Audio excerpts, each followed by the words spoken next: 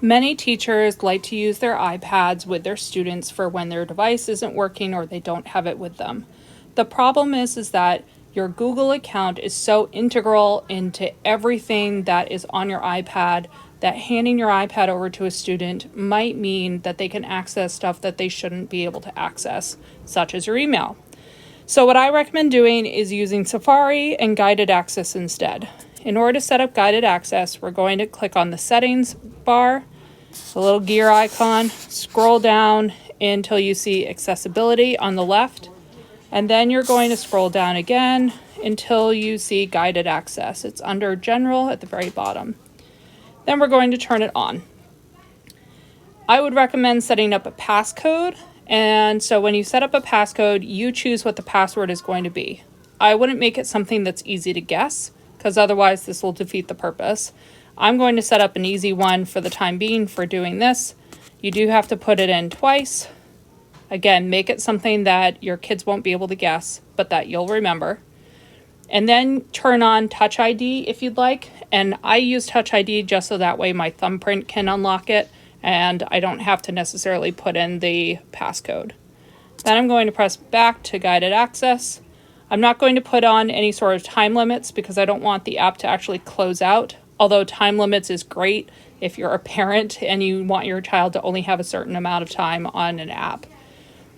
I like turning on the accessibility shortcut because you can see here, it just means that you have to triple click the home button and it will lock it into that app. And then auto lock, you can just leave it as default. Now I'm going to go into Safari, and I like using Safari on my iPad because it acts more like a regular browser, whereas Chrome acts as more of a mobile browser. And in Safari, if you are a Safari user, you want to make sure that you're doing stuff not, again, where kids can see it. But if you're using Chrome for some reason, you can also do this. You are looking to create a private window. So I'm going to click the little box icon in the top right. And then I'm going to change from tabs to private and create a new private window. Then I'm going to, in this case, if I just wanted the kid to be logged into Google Chrome, into their Gmail, or if, for example, they needed to use Google Classroom, then I can just go to classroom.google.com. Again, they would have to log in. Once they've done that, the key piece here, and you don't even necessarily have to get them all logged in at this point if you wanted to just do the guided access, but you triple click the home button. It gives you your accessibility shortcuts and you're looking for guided access. Once guided access has started, then I can't go anywhere else.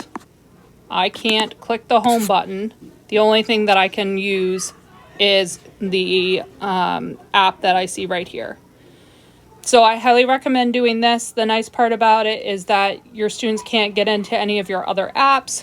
They also can't access other students' apps because it's in the private window. And once the private window closes, everything is signed out and it's all back to being yours. So I highly recommend checking this out. If you need help setting it up, please make sure that you make an appointment with me and I'd be more than happy to do so.